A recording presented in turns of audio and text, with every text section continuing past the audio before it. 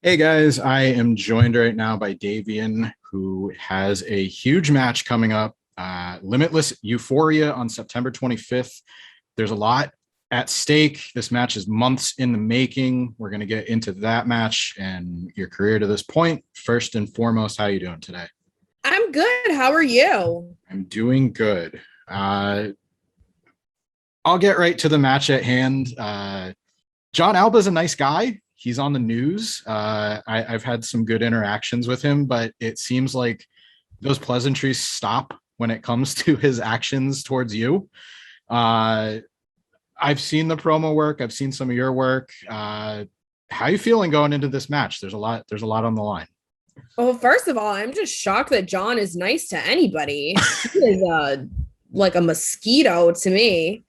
Um, I feel very confident in the team that I have put together to take on Prestigious, but I mean, there are some pretty big stakes in this match.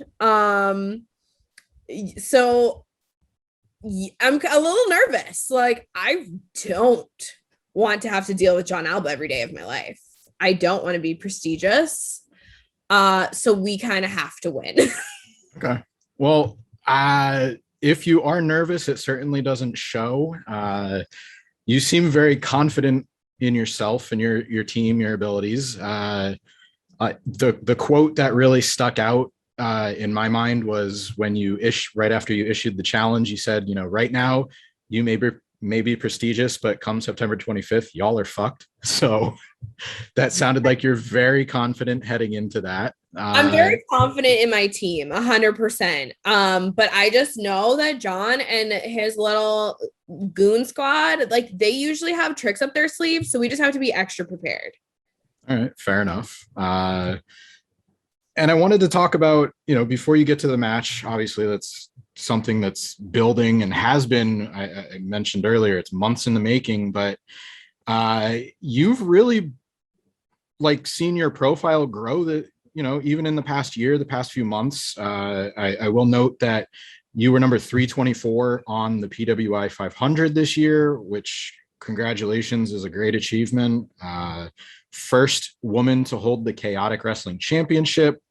How does it feel just getting away from the talk about Limitless for a moment, but how does it feel that there's more inclusion than ever before, not only on that list, but just Chaotic doesn't have a designated men's title anymore. They have the heavyweight championship, and then they also have the Panoptic championship that just was introduced.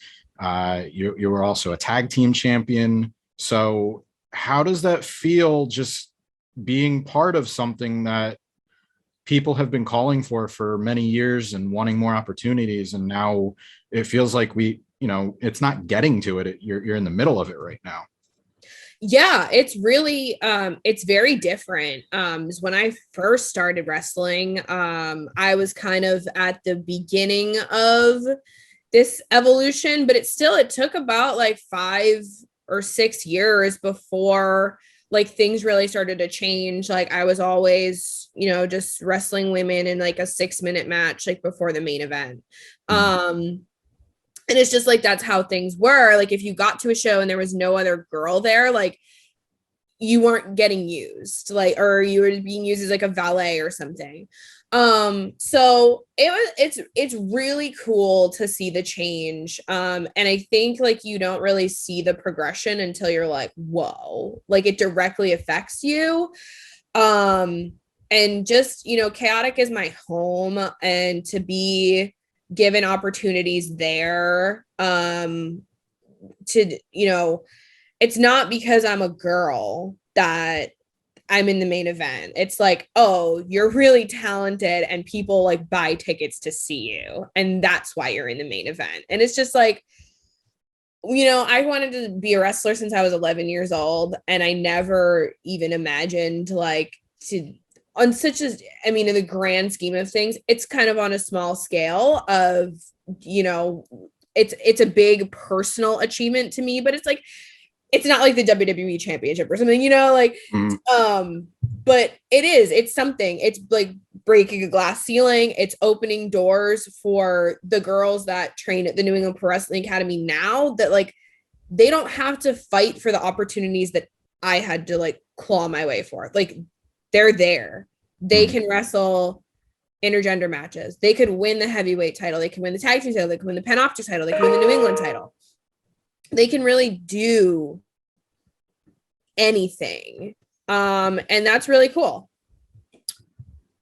One thing that you just mentioned actually leads into my next question, but looking at the opportunities and, you know, talk about the glass ceiling, leading to other opportunities, you look at people who have held the Limitless championship before. You have MJF, Anthony Green, Christian Casanova, and now Daniel Garcia, who have all moved on to a higher platform, and no more evident than the work Daniel Garcia is doing right now.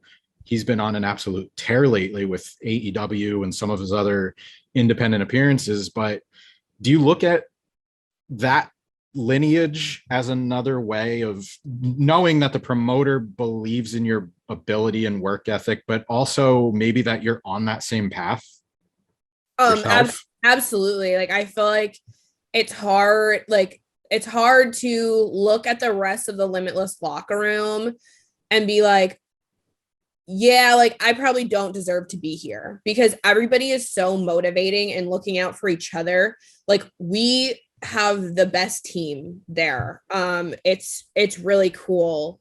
And I mean, you see somebody like Anthony Green, who is one of my best friends, so talented, and the ovation like he got when he returned to Limitless, and it's just like those fans appreciate us all so much, because we're all like putting in the work and wanting the best show possible for them.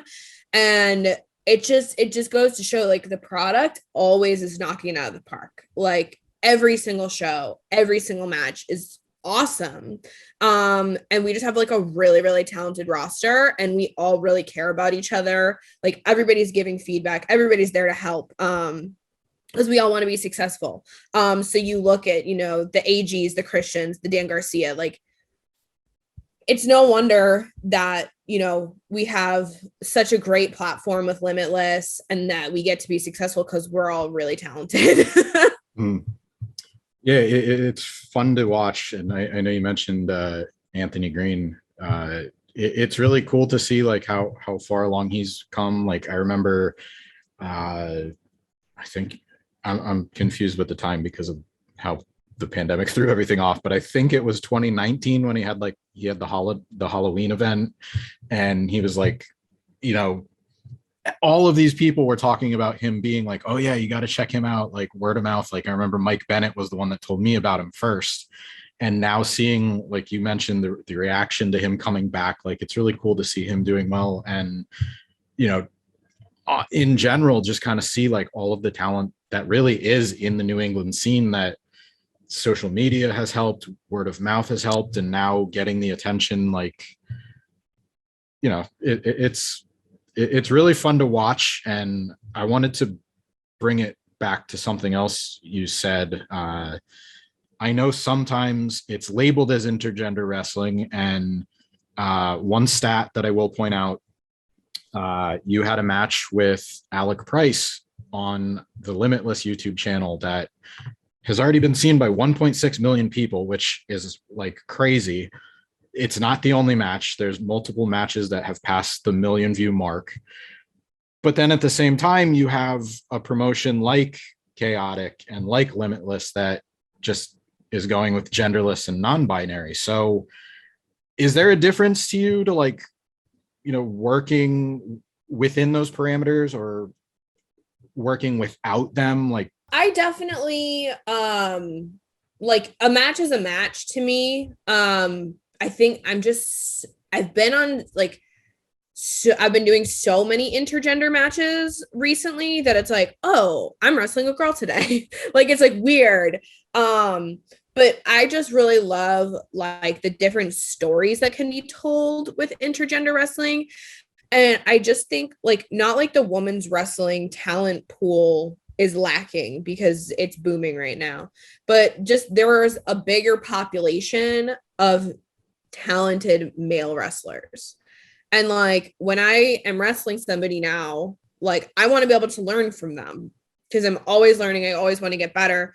So if I can learn from, an Anthony Green, a JT Dunn, a Dan Garcia, like I want to wrestle them and I shouldn't be limited because I'm a girl. Like, so to me, I'm very pro intergender wrestling, obviously.